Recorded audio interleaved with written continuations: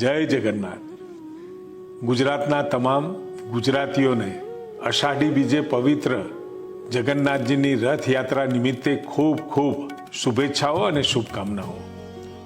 મારા કચ્છી ભાઈઓને પણ નવે વરે લખ લખ વધાઈઓ હું મારા કચ્છી ભાઈઓને આપું છું.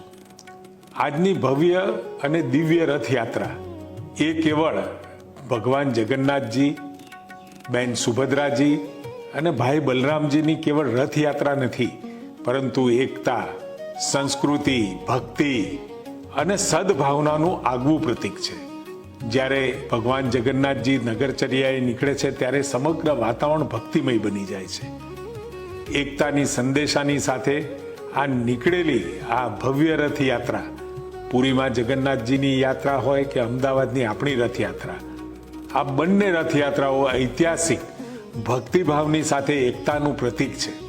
આવતા સમયમાં ગુજરાત અને ભારત ઉપર આપણી જે સનાતન સંસ્કૃતિએ સમગ્ર વિશ્વમાં વસુદેવ કુટુંબકમની ભાવનાની વાત કરી છે, વાત પહોંચાડવા માટે પણ આપણે સફળ થયા છીએ. અને ભગવાન જગન્નાથજી આપણા સૌ ગુજરાતીઓ ઉપર, સૌ ભારતીયો ઉપર ખૂબ ખૂબ કૃપા કરે અને આવતા સમયમાં આપણા માનનીય વડાપ્રધાન મોદી સાહેબના મનમાં રહેલી 2047ની વિકસિત ભારતની યાત્રા ખૂબ સફળતાથી સંપન્ન થાય એવા એમની પાસે આશીર્વાદ માગું છું.